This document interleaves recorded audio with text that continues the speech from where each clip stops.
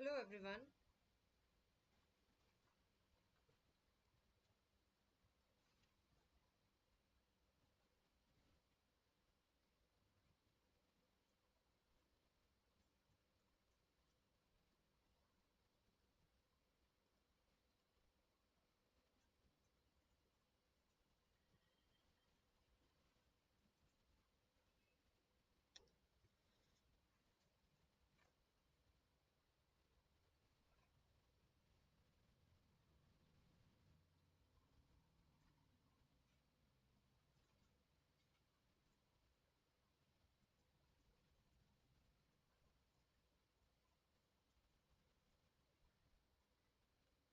Hello everyone.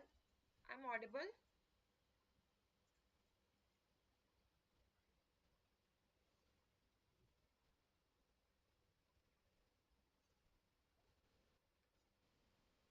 Okay. Okay. So, hello everyone. A very good morning to everyone. So, we are here for our PYQs. We are going to do some important PYQs. So, let's start with the class. Here we will discuss all the important PYQs. I hope that I am audible, I am visible, my screen is visible, everything is okay from my side. So we can start the class now. Just give me a minute only.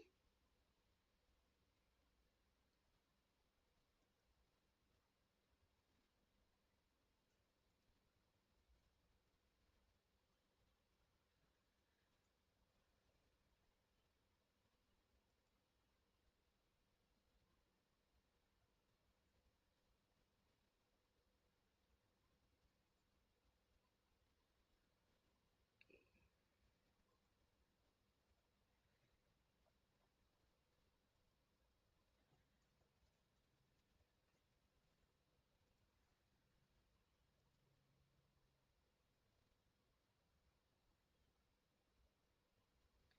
So starting with the first question, here we are going to discuss all the important PYQs which are important for our upcoming examination also, and these questions was there in the previous shifts.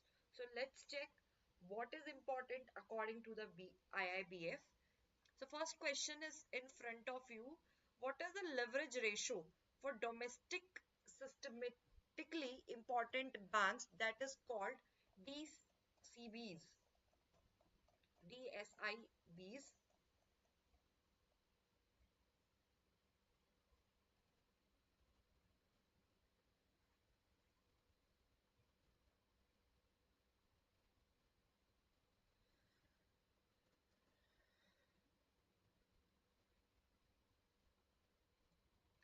See, if I say about the domestic systematically important banks in India. So the Reserve Bank of India has prescribed a minimum leverage of 4%. This is basically higher than 3.5% applicable to the other banks, that reflecting the higher risk such institutions pose to the financial system. So we can say the answer is minimum 4% here. Minimum 4%, not maximum 4%.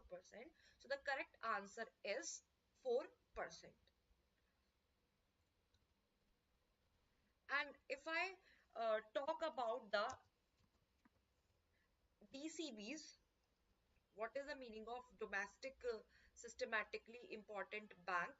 These are very important for bank. Basically, RBI released uh, here this type of, these are basically important because of their size, their cross jurisdictional activities.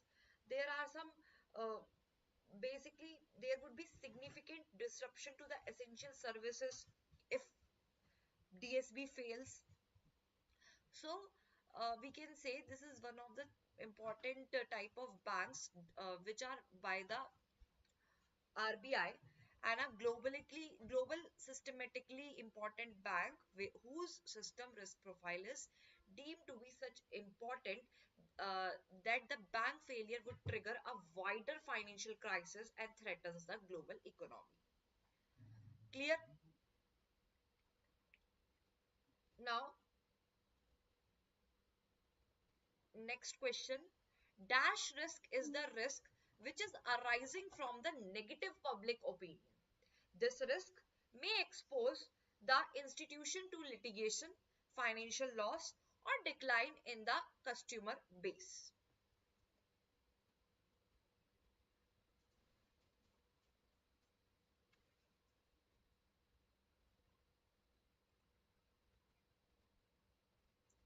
A and B. See, if I say about the correct answer, we know that one risk is there, that is reputational risk, which is arises from the negative public opinion. Obviously, if someone is having negative opinion, that may create things bad.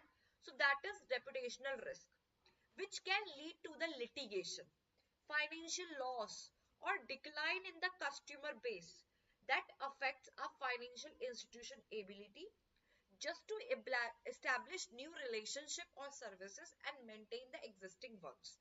So here I can say the answer is reputational risk. The risk that the interest rate of different assets, liabilities, and off balance sheet items may change in different magnitude is termed as, these questions are from first last cycle. According to the resources, I checked all the resources. That's great.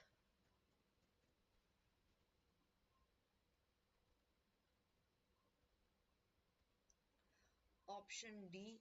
Okay. See, option D is correct answer. Why? Basis risk is that type of interest rate risk that arises when the interest rate of different assets, different liabilities, or some off balance sheet items change by different amount or at different times. So, even they are of similar maturities, this mismatch can affect a bank earning as well as economic value. So, the correct answer is here option D, that is basis risk. Okay, and we know that what is legal risk, what is reputational, and what is compliance risk. Legal risk arises due to some type of cases, due some type of penalties. Reputational risk is due to negative opinion. Compliance risk is when the laws and regulations are not followed. In that case, compliance risk is there. Tier 2 capital can be dash percent of tier capital, tier 1 capital.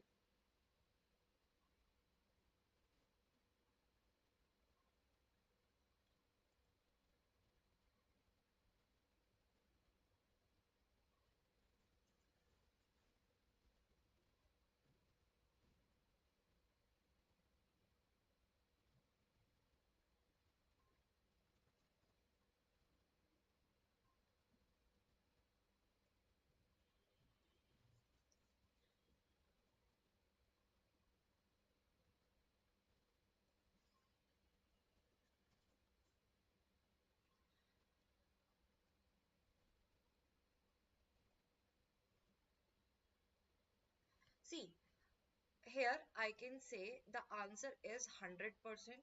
Why 100%? Because we know that the tier 2 is here 100, we can say tier 2 can be 100% of tier 1 capital, because as per the Basel third norms and according to the RBI guideline, this is mentioned by them that tier 2 capital can be a maximum of 100% of tier 1 capital. This means the amount of tier 2 capital recognized for regulatory purposes that cannot exceed the amount of tier 1 capital. So the next question is here, we can say the answer is 100%. Next question is, As per the RBI Master Direction on Securitization, banks securitizing their loan portfolio have to keep a certain portion with themselves as minimum retention requirement. In the case of residential mortgage backed securities, the MRR of the originator shall be dash of the book value of the loans that being securitized.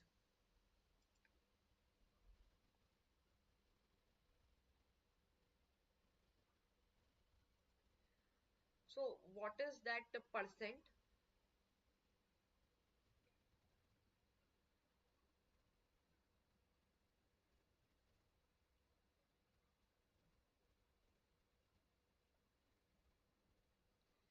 Option A. Okay, let's see. See, as per the Reserve Bank of India, you can listen this thing. As per the RBI guidelines, we can say FC these type of situation, that is the MRR situation, where the things are done, and here I can say the right right answer according to the RBI master direction on the securitization, that is basically 5% of the book value, because for the underlying loans with an original maturity of 24 months or less, the MRR will be 5% of the book value of the loan being securitized. Loans with bullet payment, loans with the bullet payment will be 10%. We can say that is 10%. But if the correct answer of this question, I can say the correct answer of this question is 5% of the book value, because the MRR for residential mortgage backed security is 5% of the book value of the loans. That means the bank securitizing their loan portfolio, they have to retain 5% of the book value of the loans that being securitized in the case of RMBS, regardless of the original maturity. So the correct answer is 5% here. Clear? So next question.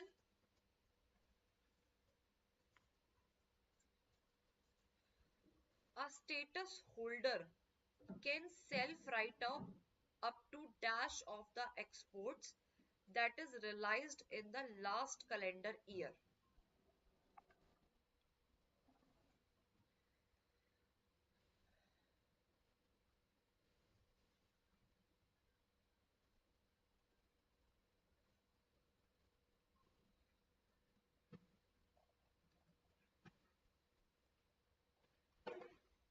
Last calendar year, according to the last calendar year.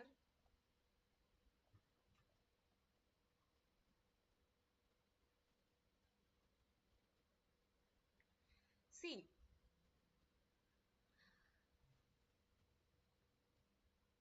that is, I think, according to the RBI, status holder exporters, they are permitted to self write off, but up to 10% of the total export proceeds that is realized during the previous calendar year. 10% is there. This provision basically allows exporters to manage the unrecoverable export receivables without any prior approval, which subject to some certain conditions. And what are these conditions for the self write-off? Basically, the export proceed must have remained outstanding for more than 1 year, and also the exporter must provide satisfactory documents evidence that tells about the efforts made to realize the dues. Also, here the case fall under specific categories such as overseas buyer being declared insolvent, the buyer being untraceable, or the goods being destroyed or auctioned by the authorities in the importing country. The exporter have to surrender that any export incentives availed in the respect of shipments being write-off. So this facility is just to design to easy the process for exporting facing genuine difficulties in realizing the export proceeds, thereby facilitating the smoother international trade operations. So here we can say that the correct answer is option D, that is 10%. A status holder exporter can self-write off up to 10% of the exports realized in the last calendar year. So the option D is correct here. Now volatility can be defined as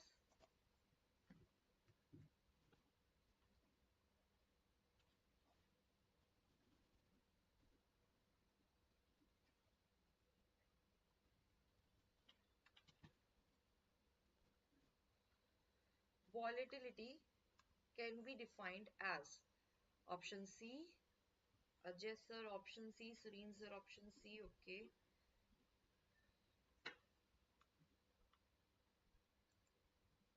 Great, let's check. Let's check which option is correct. Volatility is defined as median, mean, standard deviation, or mode. See, volatility refers to the degree of variation or the fluctuation in the price of a financial instrument over the time. And it is statistically measured by standard deviation. A higher standard deviation indicates greater volatility, meaning the asset price moves more dramatically over the time. So the correct answer is here standard deviation, that is option C.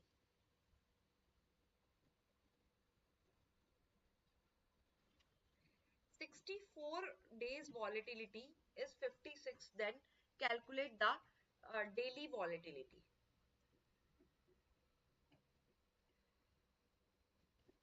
To calculate the daily volatility, what we have to do, we can say that daily volatility is equals to period volatility divided by number of days. Here daily volatility, period volatility divided by number of days. So we have to calculate the daily volatility here. So 56% by 64, and here 64 is in under root, that means 56% by 8, it is equals to 7%. So the correct answer is 7%. Yes, 56 by 8, that's great. Great everyone. So the answer is 7%. So this is the formula for calculating the daily volatility. These types of question can be there in examination. So that dash shall be main indicator to the counter cyclical capital buffer framework in the India.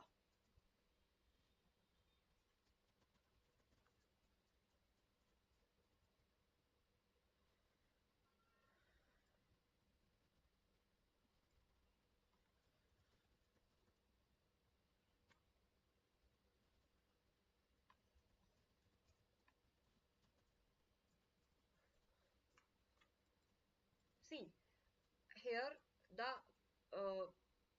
I can say what is the meaning of counter cyclical capital buffer? That is a global regulatory standard which aims to protect the banking sector from excessive credit growth, particularly during that period of time when there is a period of rapid extension in the economy, right?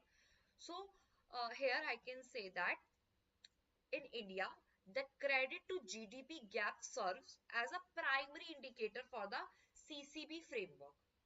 This metric assesses the deviation of the credit to GDP ratio from its long-term trend, helping the regulators in identifying the periods of excessive credit growth that could pose systemic risk. While the credit to GDP gap is the main indicator, it is used in conjunction with other supplementary indicators just to inform decisions on activating or adjusting the counter cyclical buffer.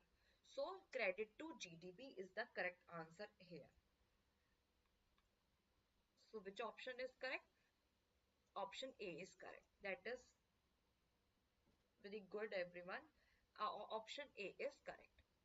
So with minimum tier 1 ratio of 7%, the maximum additional tier 1 capital can be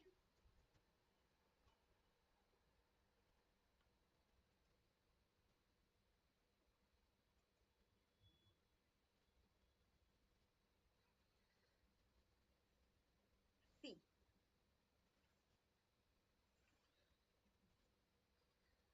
With in minimum tier 1 capital of 7% and maximum additional tier 1 capital can be here 1.5%. Why? See, under the RBI Basel III capital regulations, banks are required to maintain a minimum tier 1 capital ratio of 7%, in which common equity tier 1 capital is 5.5% and additional tier 1 capital is up to 1.5%. So this allocation ensures that the total tier 1 capital meets the 7% requirement with additional tier 1 capital that consisting a maximum of 1.5% of risk weight assets. So therefore, within the minimum tier 1 capital of 7%, the maximum permissible additional tier capital is only 1.5%. That is option B is correct here. The answer is option B, that is 1.5%. RWA for market risk is calculated by multiplying the capital charge by risk weighted assets, basically here. See, in the Basel framework, risk weighted assets for the market risk are calculated by uh, the capital charge multiplied by 12.5%. Okay, so we can say the correct answer is here 12.5%. Simply the option B is correct here. So Altman Z score combines how many ratios? Which using the reporting accounting information? The answer is simple. Very important topic is that because in every cycle I saw the question from Altman Z score. And Altman Z score, we know that ratio combines 5 financial ratios, okay, from a company accounting information and market value of equity to assess its financial health and predict the likelihood of bankruptcy. What are these 5 ratios? Working capital to total assets, retained earnings to total assets, earning before interest and tax to total assets, market value of equity to total liabilities, and sales to total assets. So there are complete 5 ratios are there. So the correct answer is there 5. Okay, 5 ratios are there.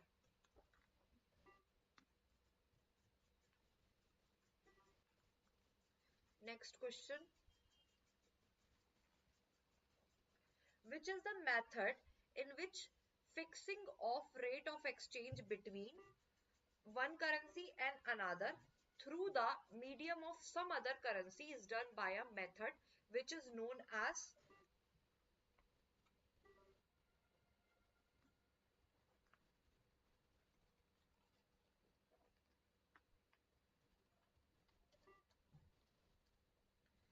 which method is that?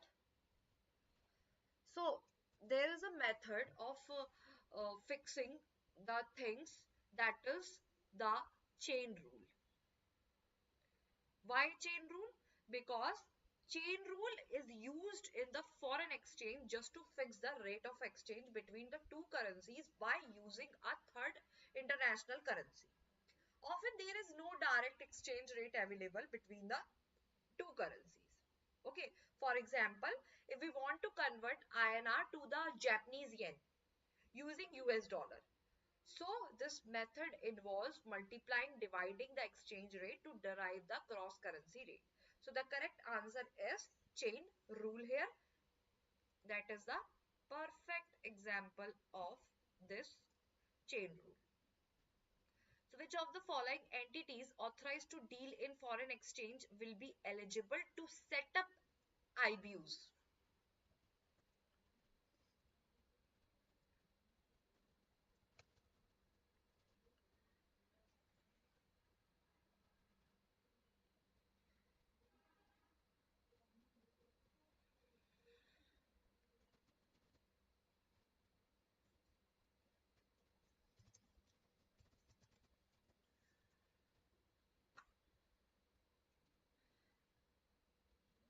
See, what is the meaning of IBU? That is International Banking Unit.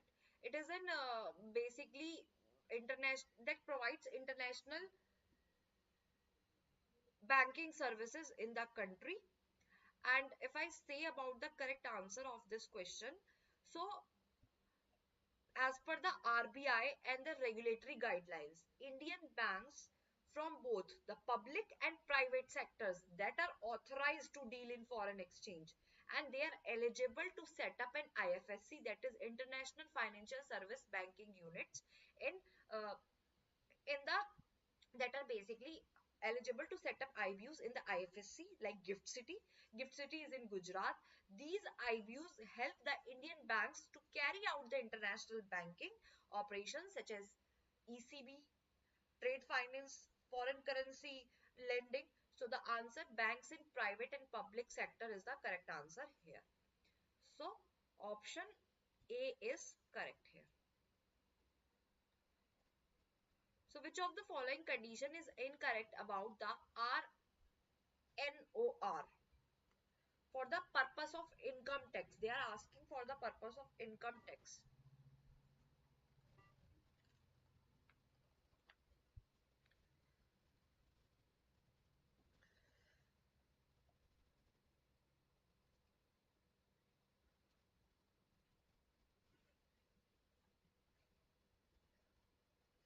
See, if I talk about the conditions uh, to qualify as RNOR under the Income Tax Act, a person must be a resident in India for the relevant financial year. Okay, satisfy at least one condition, that has been non-resident in India 9 out of 10 previous financial year, has been in India for less than 730 days during the 7 previous years. Additionally, under amended provisions, a deemed resident with the Indian income exceeding 15 lakhs, that is also treated as RNOR. So the incorrect statement is here. If I read this, that should not have stayed outside India for more than 182 days. This statement is completely incorrect in the respect of RNOR. So the option C is correct here. That is great, everyone. So what is the maximum period for FCNRB?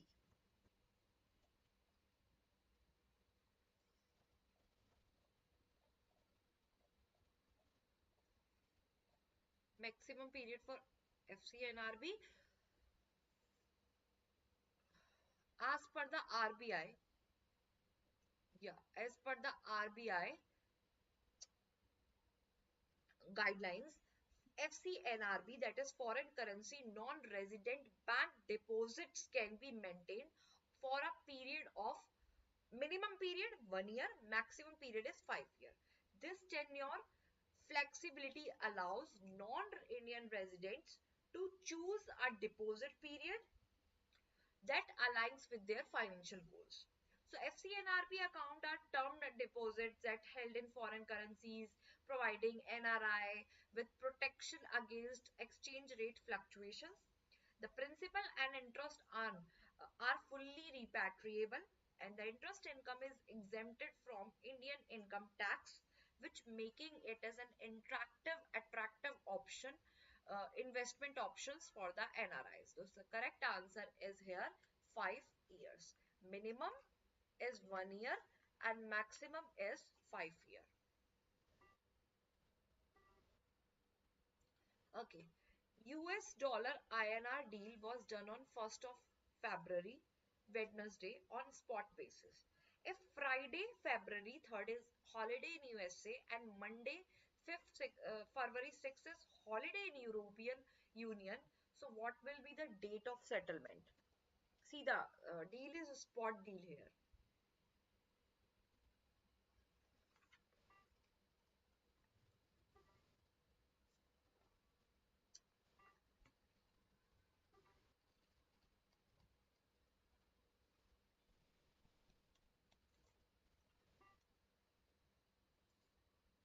See, we know that in a spot exchange, foreign exchange transaction, the standard settlement date is T plus 2 business days, right? That is 2 working days from the trade date, which provide both countries uh, having their involve their working days. So if trade date is on 1st of February, right? That is on 2024, and 2nd of February is a working day. Okay, then T plus 1 means 2nd February working day, T plus 2 means 3rd February, uh, and 3rd February is a holiday in the USA, since February 3rd is US holiday, and on February 3rd there is a Saturday, but on February 4th there is a set February 3rd is a Friday, that is US holiday. February 4th is Saturday. February 5th is Sunday. So then we have to see the next mutual working day. So 5th is Sunday, 6th is a holiday in the European Union. So in that case, transaction would take settlement, since the European Union holiday does not affect the next working day for both India and USA, 7th of February. So the settlement date will be 7th of February. So we have to check the days also, because here the 1st of February Wednesday days is given. So we have to check the day also, that Sunday will not there, Saturday will not there. So the correct answer is 7th of February 2024. So option C is correct here. Okay. Now, if the leverage ratio is 4.5% and tier 1 capital of a bank is 11,550 crore, then what is bank exposure measure?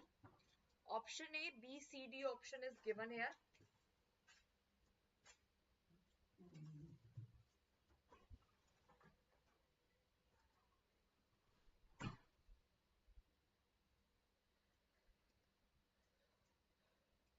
You can calculate it with the help of formula, and how to calculate it.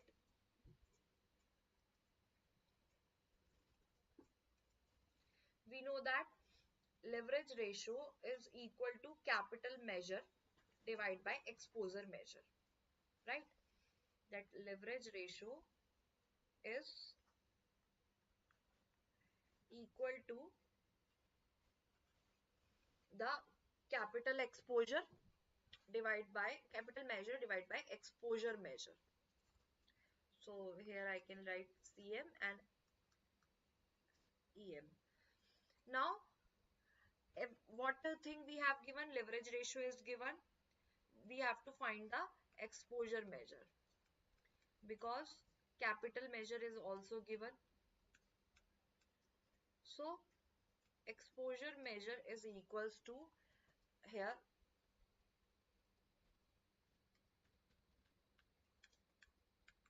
which I can write it is equals to, okay, now after solving this we can get here this is equals to 256,666.67 crore. So this is the answer here. So the main thing is in this question is this formula, that is leverage ratio is equals to capital measure divided by exposure measure.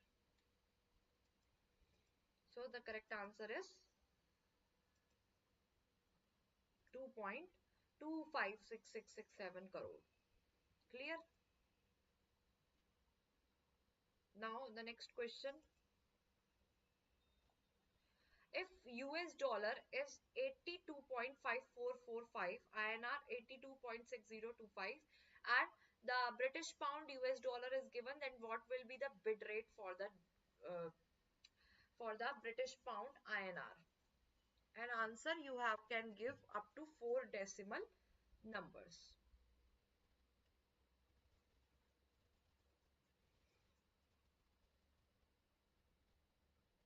Simple. Bid rate means buying rate, right?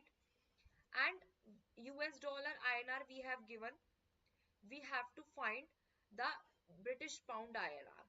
Simply what we can do in that case, here 82.5445 multiplied by 1.2212 because they are asking for the bid rate only. So 1.2212 which is equals to here how much amount? 100.8033. Yes. So this is the answer here. That is British pound INR. Okay. Now let me give you the next question. If the LCR is here, just a minute.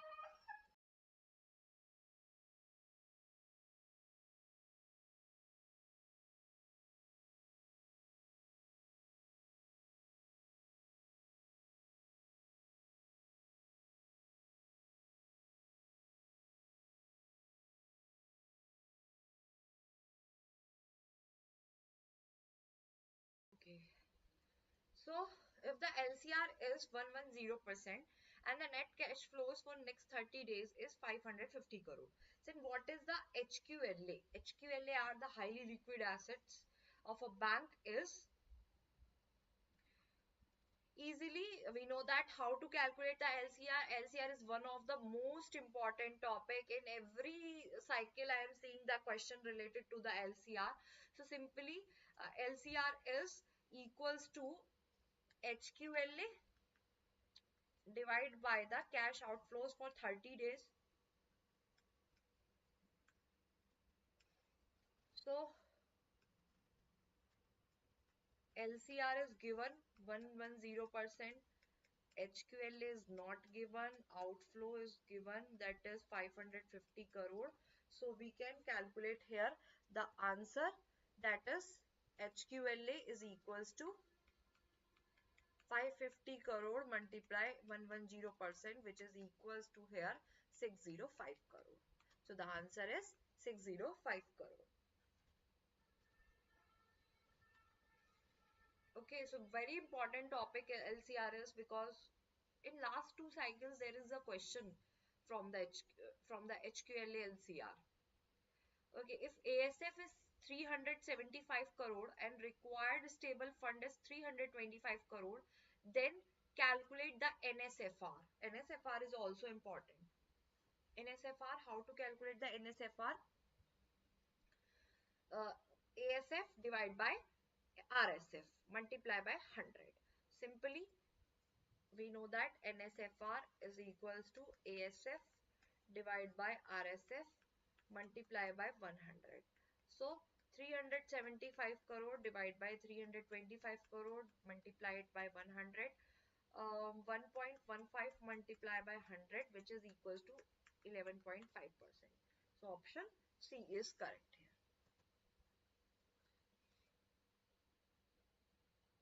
Clear?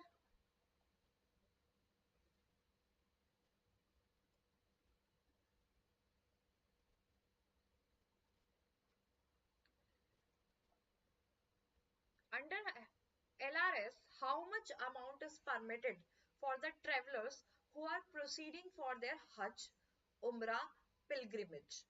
See, uh, under the LRS, the answer is US dollar 2,50,000 or up to the cash limit that is specified by the Hajj Committee of India. Under the RBI liberalized remittance scheme, resident individuals are permitted to remit up to US dollar 2,50,000 per financial year for permissible current or capital account transaction, which include uh, the these things, that is travel for Hajj pilgrimage. So specifically for Hajj and Umrah pilgrims, the RBI allows the full entitlement of US dollar 2,50,000 to be drawn in cash or up to the cash limit specified by the Hajj Committee of India. This is an exception to the general rule where travelers are typically allowed to purchase foreign currency notes or coins only up to US dollar 3,000 per visit, with the balance in other forms like traveler check or cards. So pilgrims can avail the full amount in cash, which is subjected to any specific cash limit set by the Hajj Committee of the India. So the correct answer is here option D, US dollar 2,50,000 or up to the cash limit is specified the Hajj Committee of India. So what is the limit for remittance under the LRS for education purpose? I think in that case we can say more than here we can say under the RBI, according to the RBI LRS, resident individuals are permitted to remit only up to 2,50,000 per financial year for various permissible capital account and current account transaction, and TCS is applied here 0.5% for educations, but here if I see the amount is 2,50,000, but if they need more than 2,50,000, so they have to show the deposit, they have to show the evidence by the university that they need the more amount. So I think option D is correct here. More than 2,50,000 is allowed as per the request, but student need to submit the documentary evidence from the foreign university. So option D is correct.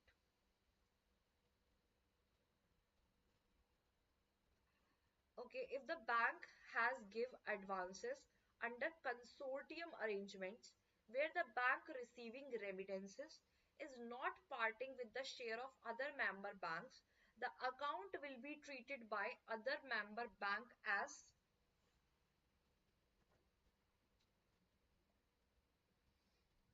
T.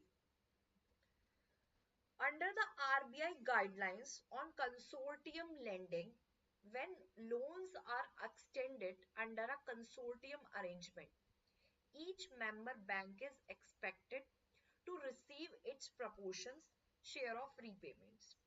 If one bank receives the remittance but does not share it with other member banks, then the other member banks who do not receive their due share must treat the account are not serviced in their book.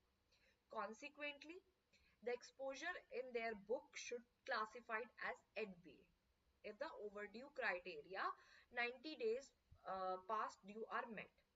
So we can say the account will be treated as non-serviced in the book of the other bank, and therefore it will be treated as NPA. We can say the correct answer is here option A. The account will be treated as not serviced in the book of other member banks, and therefore be treated as NPA. So the option is A correct here. Okay, means NPA, we have to treat this thing as NPA. So that's why we have to mark the option A correct. Greece crisis is the example of,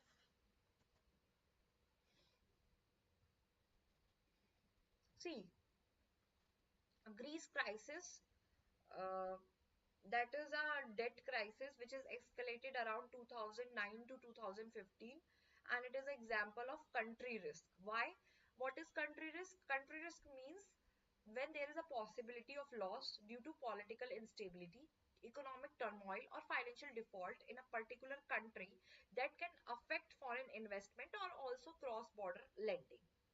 So in the Greece case, the country faced, there are so many unsustainable level of country of the debt, severe economic recessions is there, political instability is there, risk of defaulting, and there are concern over the Greece which existing the Eurozone. This led to credit rating downgrade, capital flight, and significant losses for international bank and investor exposed to Greek sovereign and corporate debt. So here I can say that the correct answer is here option C, that is country risk. Okay. What is the best choice of about the investment?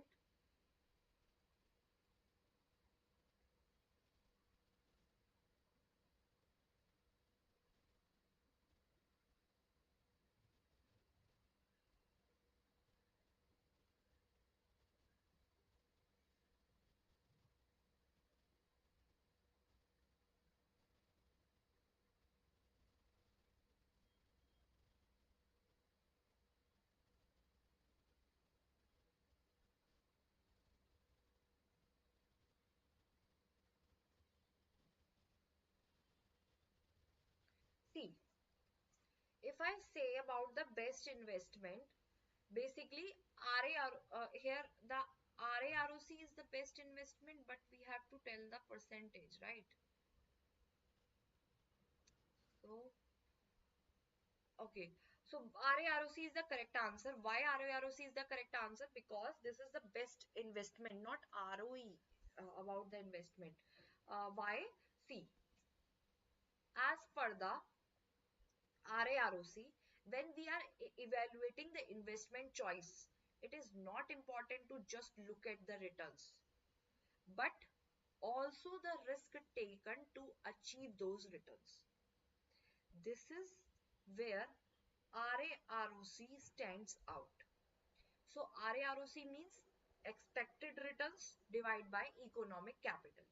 It adjusts for the risk that is involved in the investment, and it helps in comparing different investment with different risk profiles on a consistent basis. And a higher RAROC indicates what? Better adjusted performance.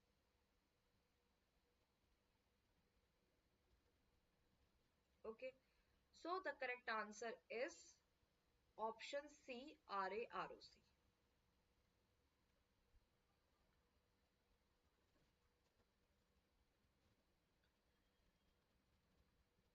Next question is there.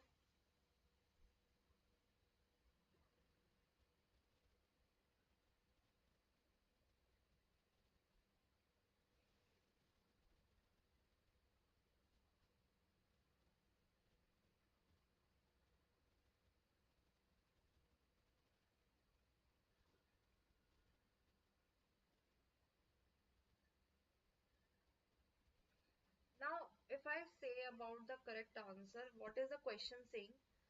कि when any other facility granted to the borrower is classified as NPA, what will happen to the bills that is discounted under LC favoring the same borrower? So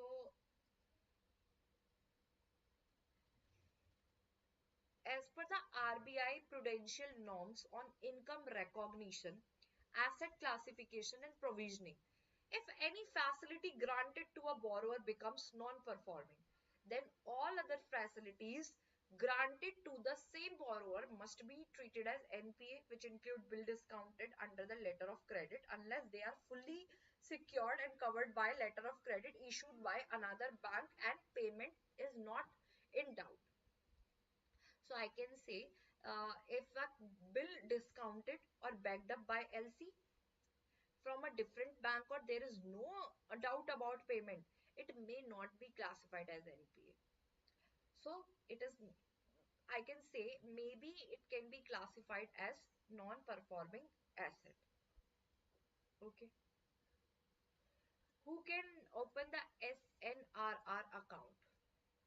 SNRR account, who can open?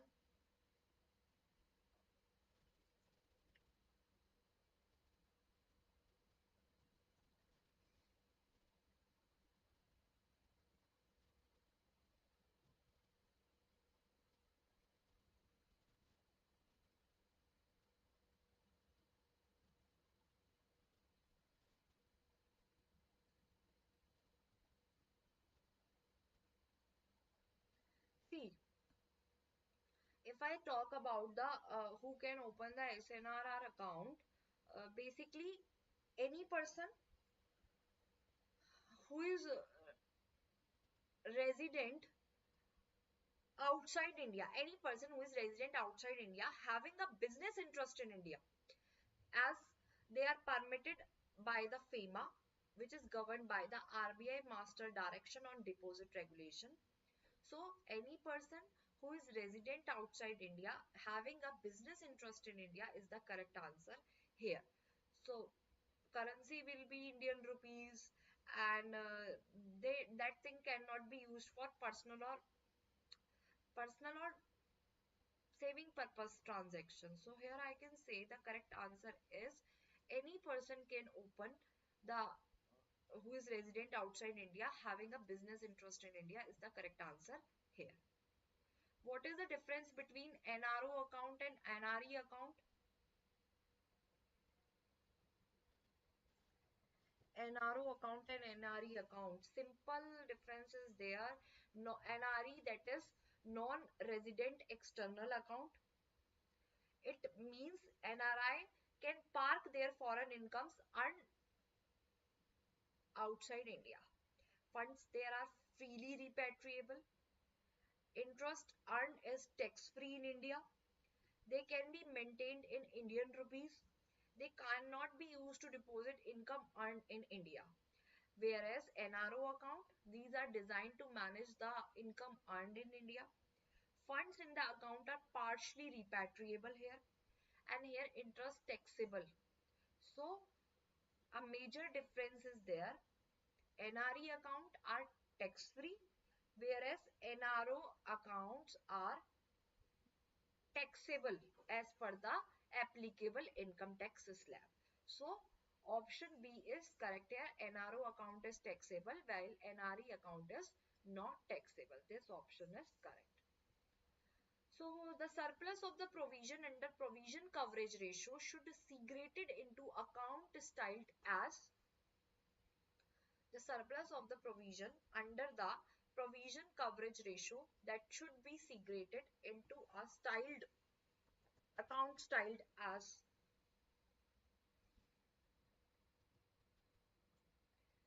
I think according to the RBI, when banks maintain a provision coverage ratio beyond the prescribed level, which is typically 70%, the surplus provisions made should not be reversed or used for profit. Instead, they should be segregated into an account style as counter-cyclical provisioning buffer. So it acts as a prudential measure to absorb credit losses during periods of economic stress. It helps in ensuring the banks to build reserves during good times when basically NPAs are low, and separate from the counter cyclical buffer, which is a capital base requirement under the Basel third. So I can say that the correct answer is here option C, which is the counter cyclical provisioning buffer. So regulatory authority of IFSC's regulatory authority is IFSCA is the regulatory authority, because International Financial Service Centers Authority is the sole, that is unified regulator of all the financial services in IFSC in India, such as GIFT City, that is Gujarat International Finance Tech City, and here it established in 2019. Uh, or I can say regulates the banking, capital market, and do fund management in the IFSCs, ensures everything is going smoothly, and it aims to develop the IFSCs into a global financial hub. So the correct answer is here option B, that is International Financial Service Center Authority, which is quoted directly with US dollar,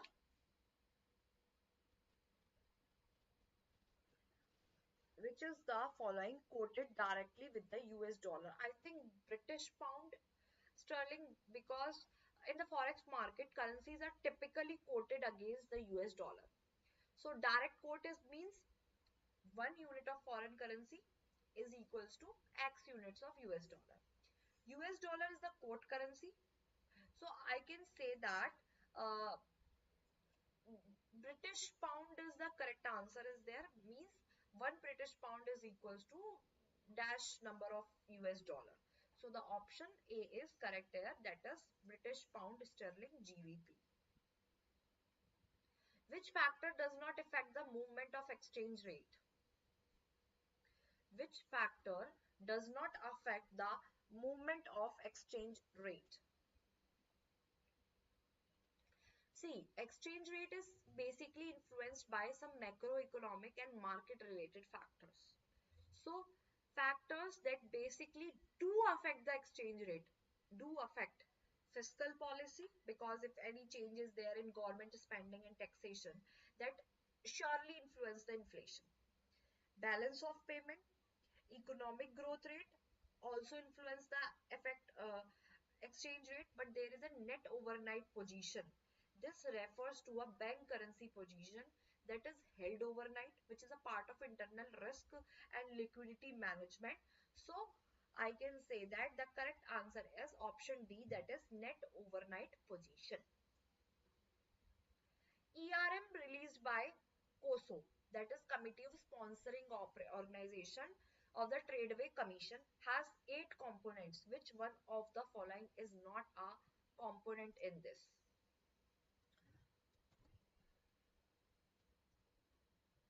See, ERM that is developed by the COSO originally outlined 8 interrelated components. What are these 8 interrelated components? See, internal environment, objective setting, event identification, risk assessment, risk response, control activities, in, information and communication, and monitoring is there. So only the answer, that is external environment, is not there. So the option D is correct, is external environment.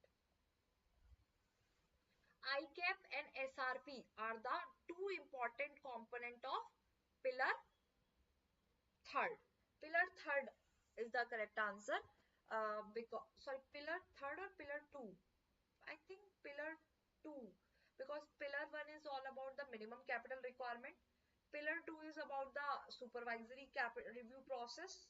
So I can say the answer is pillar two, because pillar three is all about the market discipline. So the correct answer is pillar two.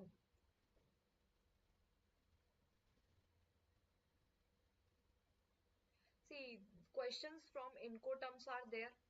Obviously, Incoterms is there in last 3 cycles. FOB, DAU, DOC. So Incoterms and their 10 terms are there, which are very, very important. So just go through with them also. So what is the ultimate responsibility of designing and implementing of the ICAP in one of the foreign bank with presence in India lies with the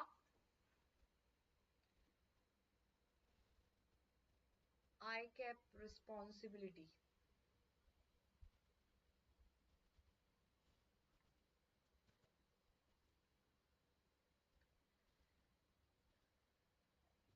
I think board of directors, because according to the RBI guidelines on ICAP under pillar 2, the ultimate responsibility for designing and implementing the ICAP lies with the board of directors of the bank. They will approve and oversee the ICAP framework. They ensure that the capital planning is aligned with the bank risk profile. So they also integrate the ICAP with business planning and risk management. So the correct answer is here board of directors. In risk method management methodology, the downside potential has two components, and these components are,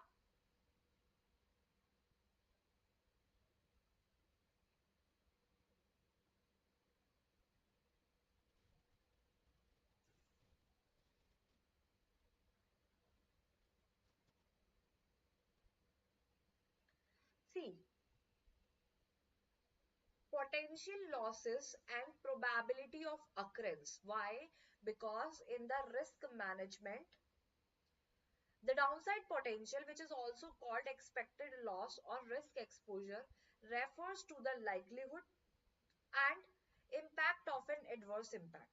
It is typically assessed through potential losses, probability of occurrence. So we can say the correct answer is, because the expected loss is equals to probability of default multiplied by LGD multiplied by exposure at default. So I can say that the potential loss and actual occurrence is the correct answer here. Okay, so option D is correct here. Potential loss and actual occurrence. What should be in numerator to calculate the leverage ratio? What should be in numerator to calculate the,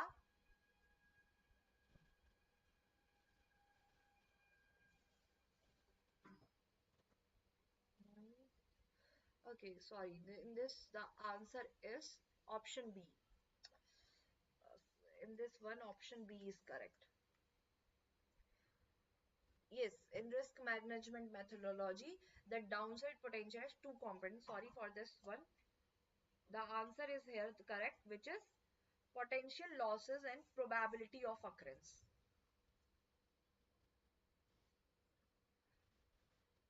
Okay. And what should be in the numerator of the capital leverage ratio? That is capital measure. We already calculate the things, that is capital measure. And capital measure means common equity tier 1 capital. So option D is correct here. Common equity tier 1 capital. Okay. Bank-wide single return of fortnightly data on forex operation is submitted under bank-wide single return of fortnightly data on the forex operations is submitted to the RBI under the C. FITRS. FITRS means foreign exchange transaction electronic reporting system. This is a bank-wide single return submitted in every 14 days to the RBI, and it captures the detailed data on foreign exchange transaction which is undertaken by the authorized dealers. The data submitted inflows and outflows under capital and current account transaction. So basically it monitors balance of payment, analyzes the foreign exchange market activity, also support monetary policy and exchange rate policy formulation. So the correct answer is FETERS. Option B is correct here. Okay, FETERS, that means option A is correct. B, sorry, option B is correct. Option B is correct here. Okay. Uh, COSO enterprise having how much components? We know that 8 components are there. So the correct answer is 8 here, because we already studied about the